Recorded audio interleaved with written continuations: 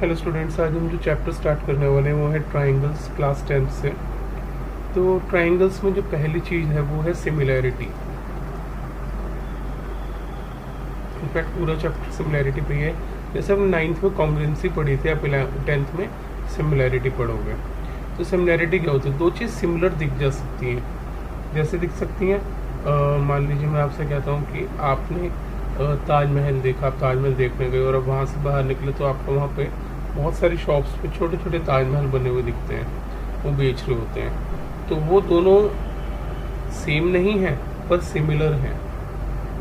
Equal तो नहीं है, साइज भी डिफरेंट है, पर वो स्ट्रक्चर दिखता एक जैसा है, वो है सिमिलैरिटी। ये सर्कल्स में सारे सर्कल सिमिलर होते हैं। अच्छा, ट्राइंगल्स भी सिमिलर हो सकती हैं, कुछ सर्टेन कंडीशंस हैं, वो सब चीज़ें हम डिस्कस करेंगे। तो पहले एक्सरसाइज 6.1 से शुरू करते हैं। फिल इन द बैंक्स हैं और बहुत सिंपल सा कुछ है, तो ये तो बहुत इजी है। चलिए स्टार्ट करते हैं। तो पहला जो फिल इन द ब्लैंक्स है वो कह रहा है ऑल सर्कल्स आर कॉन्ग्रेंट या सिमिलर। देखिए, कॉन्ग्रेंट तो हो नहीं सकते क्योंकि कॉन्ग्रेंसी के लिए उनकी डायमेंशन सेम चाहिए। दो सर्कल जिनकी रेडियस सेम होंगे वो कॉन्ग्रेंट हो सकते हैं, अदरवाइज सारे सर्कल जो होते हैं वो सिमिलर ही होते हैं। Again, all squares are similar. Similar क्यों? क्योंकि सब में साइड्स इक्वल होती हैं, सब में एंगल वर्टिकल एंगल 90 डिग्री होते हैं, तो वो एक जैसे होते हैं, सिमिलर होते हैं। थर्ड पार्ट में कह रहा है कि all dash triangles are similar. तो सभी आइसोसेलेस या फिर इक्विलेटरल ही हो सकता है, क्योंकि वो ही एक ऐसी फिगर है जिसमें सारी साइड्स इक्वल होंगी और तीनों एंगल्स पे 60 डिग्री रहेंगे। सो नेक्स्ट में ये कह रहा है two polygons of same number of sides are similar if their corresponding angles are equal. Corresponding angle का इक्वल होना जरूरी है, and their corresponding sides are proportional.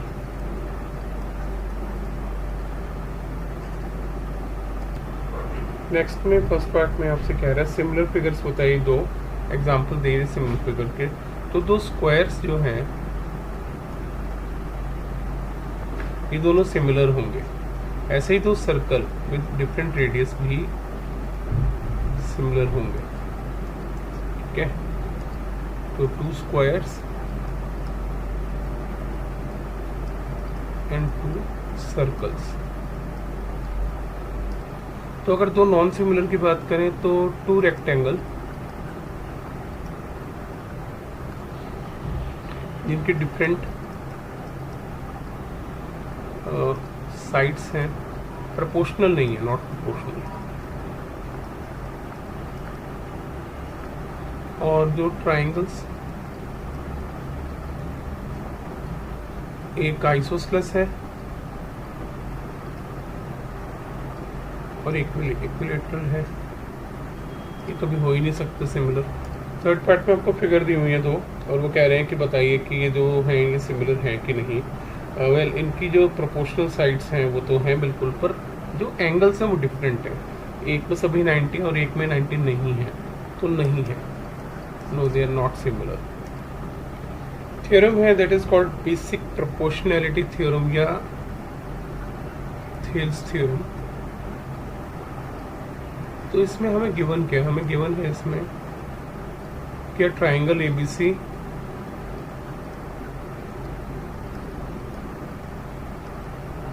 in which DA is parallel to BC।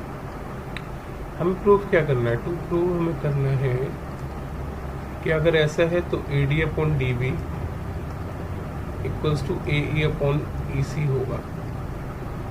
हम इसके लिए कुछ construction करते हैं। पहली कंस्ट्रक्शन ये है कि ज्वाइन करते हैं हम B को E से और C को D से, और कंस्ट्रक्ट करते हैं draw EN perpendicular on AB और DM परपेंडिकुलर ऑन AC। ये करेंगे तो कुछ ऐसा सा हो जाएगा। ये हमने ज्वाइन कर दिया।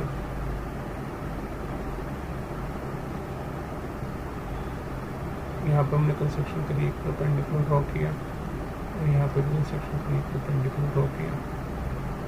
इसको हमने नाम दिया डी के साथ एम और ई के साथ N.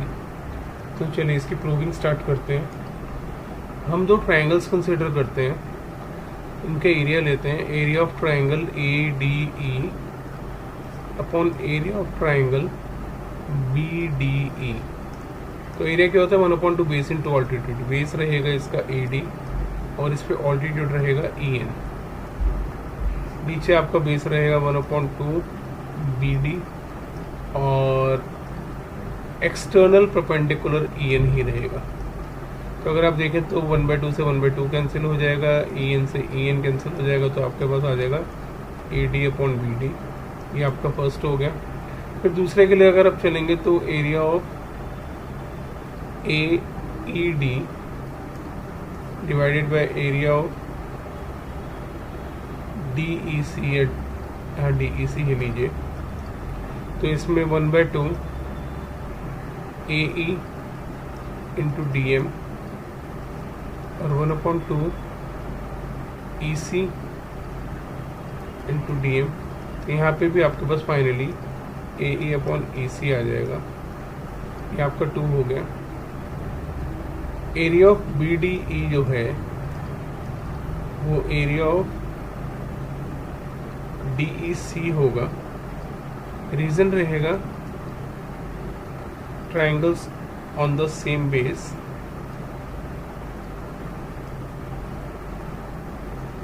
and between the same parallels। ये आपका 3 हो गया। So from 1, 2 and 3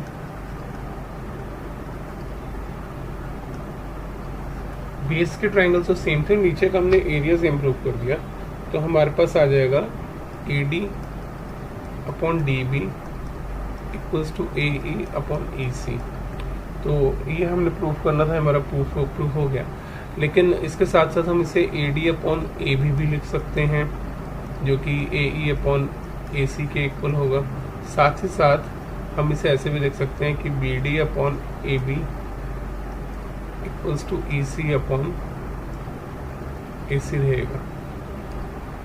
converse of BPT कहता है कि अगर ट्राइंगल्स, मतलब कि मेरे पास है if A D upon B D equals to A E upon E C है, तो वाइस वर्सा जो साइड सी हमारी डी ई ऑटोमेटिकली पैरेलल हो जाएगी बी सी के। तो ये कन्वर्स हमें कहता है, हम इसे कई बार यूज़ करेंगे कन्वर्स ऑफ बीपीटी को।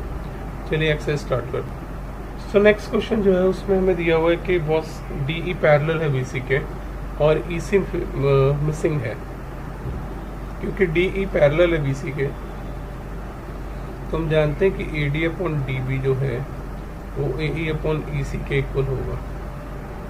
अगर हम वैल्यूज डालें 1.5/3 इक्वल्स टू 1/EC, तो हम इसे सिंपली क्रॉस मल्टीप्लाई करें, ई सी आ जाएगा 3/1.5 या फिर 2 सेंटीमीटर। नेक्स्ट पार्ट भी सिमिलर है, बस इसमें ए डी मिसिंग है। तो 1.8 upon 5.4 equals to A D upon 7.2। Cross multiply करें, ए डी आ जाएगा मेरे पास 1.8 इंटू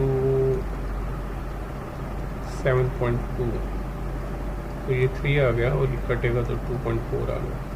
तो मेरे पास आ गया A D equals to 2.4 centimetre. Next question आपको कहता है ट्राइंगल पी क्यू आर है जिसमें ई पी क्यू पे और एफ आर क्यू पे है।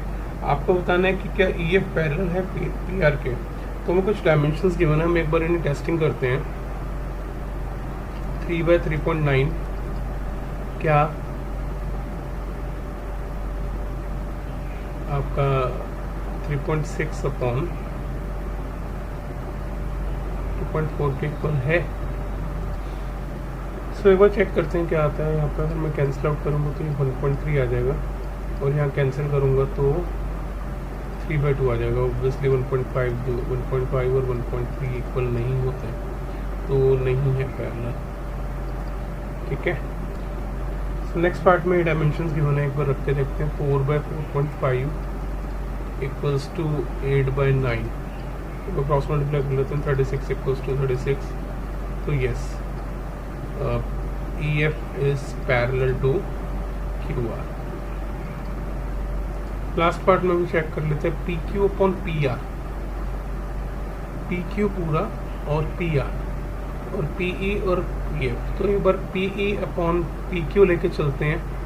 PE 0.18 अपॉन PQ इज 1.28 और PF अपॉन PR लेके चलते हैं 0.36 अपॉन 2.56।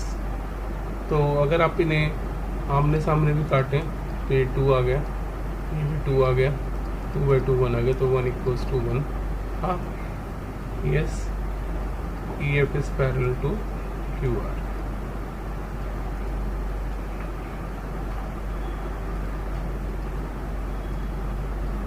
सो आज के लिए इतने क्वेश्चंस काफ़ी हैं। हमने क्लास जब नेक्स्ट वीडियो बनाएंगे तो हम आगे क्वेश्चंस करेंगे, और बहुत इंटरेस्टिंग चैप्टर है। थोड़ी सी आपको मेहनत की ज़रूरत है, आप आराम से सीख सकते हो। बहुत सारी चीज़ें मैं आपको बैक टू बैक बताता जाऊँगा जो आती जाएंगी। और मेरा वीडियो आपको पसंद आता है तो प्लीज़ लाइक करें, शेयर करें, सब्सक्राइब करें मेरे चैनल को, और ज़्यादा से ज़्यादा फ्रेंड्स को बांटें ताकि सबका फ़ायदा हो। Thank you very much.